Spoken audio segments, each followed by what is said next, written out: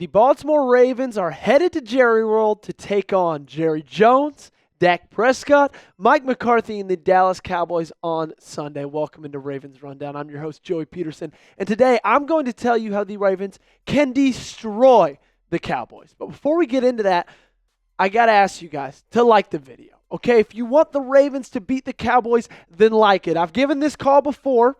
I think I gave it last week. Got 56 likes or something like that.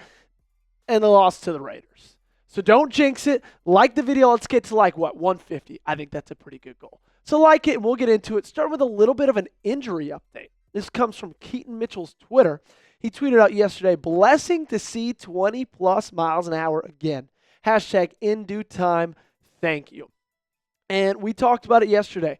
This running back rotation already in week 2 has seemed to be a little bit stale, for lack of a better term.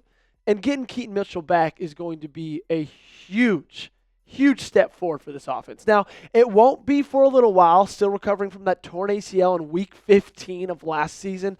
So it might be, November, December, but it's going to be at the most important time of the year, and getting him back in the lineup and seeing him get progress, man, that's just a good sign. So congrats to him, and let's get into Joey's keys to victory. Number 1, run outside the tackles. And this is different from last week and the week before because those were just run the ball, right? This is a little more specific when it plays into the Cowboys and when it plays into Derrick Henry. Look at what Alvin Kamara did against the Cowboys this last week. A lot outside the tackles, ended the day with 20 carries for 115 yards and 3 tutties. And you can see on that chart right there, a lot of times when it was runs for 5 more yards, was on pitch plays, was on toss plays. And it wasn't just him. Taysom Hill was getting in the action as well. But what the Saints did so well is every time Micah Parsons was in the game, they pitched it away from him. And every time they did a pitch with, in the game, it was either away from Micah Parsons or it was when he wasn't in the game.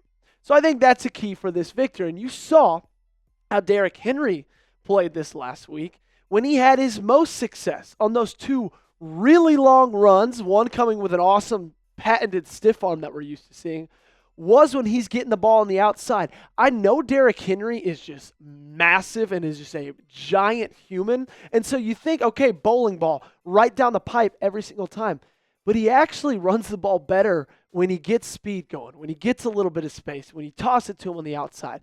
So I think that's key number 1 of winning against the Cowboys is running it successfully outside of the tackles and doing that with Derrick Henry.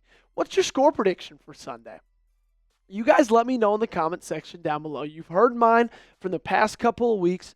Y'all let me know. I love getting in those comment sections with you guys. So Cowboys, Ravens, what's your score prediction? Number 2, sticking with the running backs. Let's switch things up a little bit. Okay, let's switch things up because this is an area to attack against the Cowboys. When you look at how they did in 2023, they let up 114.1 yards per game. Against Cleveland this year, they let up 93. Against New Orleans, they let up 190 last Sunday. This is a weakness for this team. It was last year with Dan Quinn, seems to be this year with Mike Zimmer as well. So attack it. But you got to switch things up, okay? Because like we talked about yesterday, every time these past 2 games when Derrick Henry's been in the game, it seemed a little predictable. And we're not the only ones realizing that, right? This is Dan Orlovsky talking about the Ravens' predictability, saying when Derrick Henry's in the game, they know the run's coming. Watch it. Where the Raiders look at Derrick, he's in the game. 5 guys at the line of scrimmage. Just watch the flow. They're just teeing off on the run. There's no hesitation. Everybody is just selling out. It's like run blitz after run blitz after run blitz. So let's switch things up this week, okay? Because a lot of times it's the adverse effect for Justice Hill. When he's in the game, it's like, okay, they're probably going to pass the ball because he's such an option in the pass-catching role. He's such a great addition in that role. But let's switch things up, okay? I just want to see some differences. I don't want it to be like JV football when you know one guy's in the backfield, they're going to get the ball. And that's kind of what it seemed like in these first 2 weeks. So when Derrick's in there, run a couple of pass plays. I know he's not great at catching the ball. When he does catch the ball, he's great in space. But maybe just keep him in there as an extra blocker. We know the offensive line has struggled. So just change things up. Be different. That's what I want to see from this offense, okay?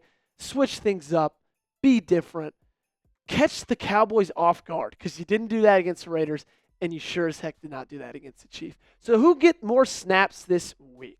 Is it Justice Hill or is it Derrick Henry? Justice Hill has actually outsnapped Derrick Henry each of these past 2 games. So if you think it's him, type JH. If you think it's Henry, type DH in the comment section down below. Before we get into my last 3 keys of victory, I got to talk to you about the awesome sponsor of today's video, and that is Factor. Factor is the best option if you're trying to eat good food and if you're trying to be healthy, because eating better is easy with Factor's delicious, ready-to-eat meals. Every fresh, never frozen meal, chef-crafted, dietitian approved, and ready to go in just 2 minutes.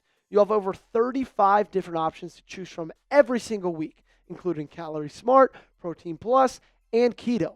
Also, there are more than 60 add-ons to help you stay fueled up and feeling good all day long.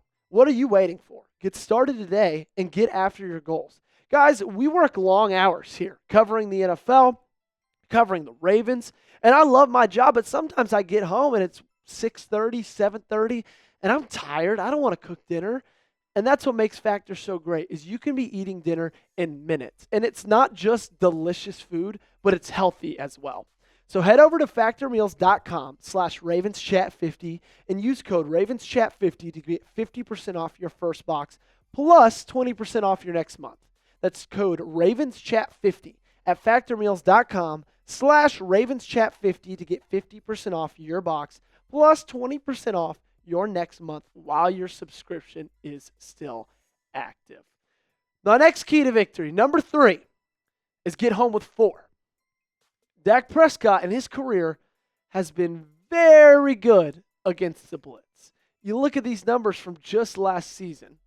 In 2023, against the blitz, he threw for 1,389 yards, 15 tuds, 2 interceptions, had a QBR of 120.7, and his expected points added per attempt was 0.26. That was 5th in the NFL. So he's not a guy that you can just send 5, send 6, get a lot of pressure on, and he becomes frazzled. He stays cool, he stays calm, he stays collected under the pressure. And so to get to him, you got to be able to do that with 4. Okay? And you've seen this pass defense struggle in the past 2 games, especially against Gardner Minshew and the Raiders. And so you got to get to him with 4. You need Odafe Oweh to step up. You need Travis Jones. You need Nnamdi Madubuike. You need Kyle Van Noy.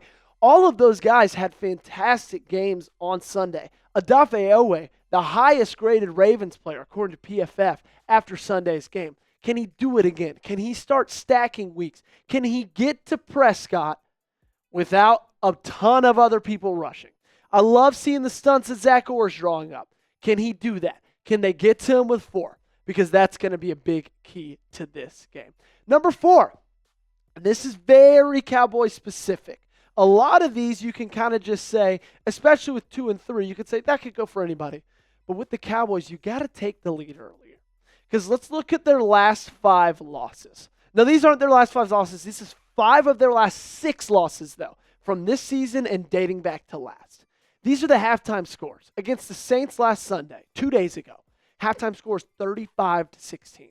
Against the Packers, 27-7. Against the Dolphins, 13-7. Bills, 21-3. 49ers, 21-7. This is a team, I don't want to say that they give up if they're down by halftime, but they don't look like they've got a lot of fight in them. And every single one of these games, right, they're losing at halftime. The team jumps off to a big lead, and the Cowboys aren't able to make a comeback. So do that. But the opposite side of that coin is we haven't been very good at keeping leads when we have them, right? Ryan Mink, we looked at this just yesterday. Since the start of last season, here's the Ravens' quarter-by-quarter point margin. Plus 62 in the first, plus 80 in the second, plus 52 in the third, and minus 4 in the fourth. So this is two-sided. 1, you got to take the lead early. 2, you got to hold on to it. 2, you got to keep it. 2, you cannot give it up. But the good thing is that we've seen from last season, we've already seen so far from this season, when they go down early, they tend to stay down. So can that be a theme again? My last key to victory is double CeeDee Lamb. For the love of God, double CeeDee Lamb. We saw what Devontae Adams was able to do against this defense. Absolutely going off. And I think at this point in his career, CeeDee Lamb might be a better wide receiver even than Devontae. If you look at the last 4 years, this one included, he's already starting the season, 9 receptions, 151 yards, 16.8 yards per catch with a touchdown. But my goodness, look at last year. 135 receptions, led the league in receptions, second in yards with 1,749, 12 touchdowns. And the reason I say double CD is because they don't have much to hurt you behind him. Not only with the wide receivers, but with the running backs. But let's stick on the wide receivers for now. Brandon Cooks, he's good. He can go off every now and then, but I think his age is starting to show. Jalen Tolbert was a third-round pick, I believe, out of University of South Alabama, and he really hasn't shown much. Behind him is Jalen Brooks, Ryan Flanoy, Kevontae Turpin. Just not a lot of options outside of CeeDee Lamb. And let's look at their running back room. I don't know if I've seen a worse running back room in the NFL.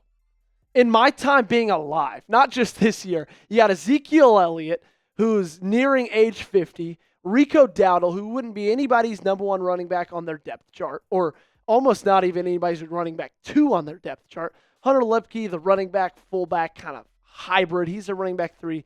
And then you got Deuce Vaughn in there as well. So this is a team that outside of CeeDee Lamb really does not have a ton of offensive weapons. Jake Ferguson's a fine tight end, but he's no Dalton Schultz. He's no Jason Witten who they've had in the past. So can you take away CeeDee? Can you just get him out of this game? Can you double him? Can you not let him hurt you the same way Devontae Adams did? Okay? They're not going to be able to run the ball. Both Rico Dowdle and Ezekiel Elliott have 56 rushing yards on this season through 2 games. So you just kind of got to worry about CeeDee Lamb. So double him.